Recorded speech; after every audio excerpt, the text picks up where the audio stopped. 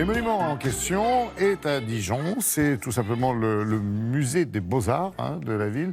Et c'est vrai qu'il y a eu des mois et des mois de travaux. Ah bah, 10 ans.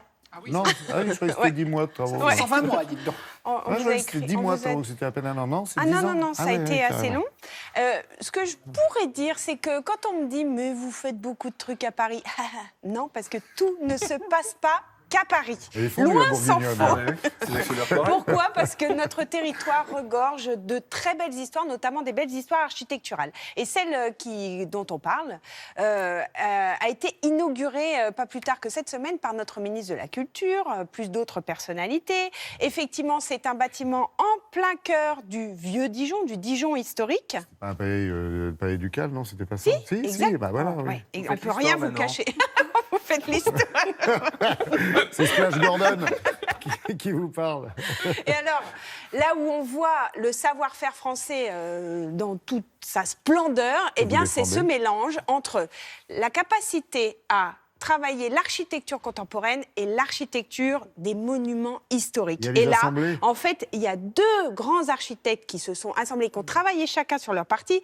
D'un côté, pour tout ce qui est urbanisme, parce que vous allez le voir, le musée s'ouvre sur la ville, il y a Yves Lion, et puis de l'autre, il y a l'architecte des monuments historiques, Éric Palot. Et en fait, moi, je trouve que c'est ça la vraie force et écriture française de notre architecture. On laisse pas tomber on laisse pas tomber l'histoire, on laisse pas tomber le patrimoine.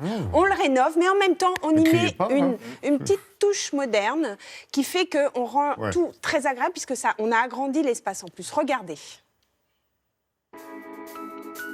Après 10 ans de travaux et 60 millions d'investissements, l'ancien Palais des Ducs à Dijon va revivre dans un quartier totalement repensé. Il se trouve que mon équipe et moi, on s'occupe autant d'urbanisme que d'architecture et qu'on s'est beaucoup intéressé à la situation urbaine de cet édifice dans cette ville. Ici, il y avait cette occasion de montrer qu'un musée historique était capable de participer à la modernisation du système urbain. On s'est donné beaucoup de mal pour qu'on puisse traverser ce lieu pour aller au marché. C'est un espace public. La rénovation du musée répond à un cahier des charges ambitieux. Exposer un plus grand nombre de collections, plus de 1500 œuvres sont réparties dans une cinquantaine de salles, et s'ouvrir davantage sur la ville en améliorant l'accueil du public. On ne peut pas mettre un ascenseur comme ça sur un monument historique. Il faut qu'il y ait un peu de sens, quoi. Donc c'est l'occasion de faire un peu d'architecture contemporaine, quoi. Tout ceci est enveloppé, en tous les cas à l'extérieur, dans un voile de verre, avec une relation extraordinaire sur les éléments les plus significatifs de la silhouette de Dijon. Pour la partie historique, il y a d'abord un architecte dont c'est le métier, c'est Éric Palot.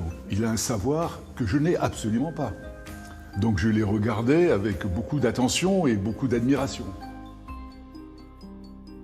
Il y avait une espèce de vieille façade qui tenait pas le coup, elle, par rapport à toutes les autres qui sont magnifiques. Donc on a déshabillé la façade. Alors après, on s'est posé la question de qu'est-ce qu'on va mettre à la place. On a décidé d'avoir un grand pan opaque, sauf que là, de chaque côté, il y a des fenêtres que vous ne voyez pas, mais qui sont présentes et qui amènent de la lumière latéralement. C'est incroyable l'histoire des musées, quoi.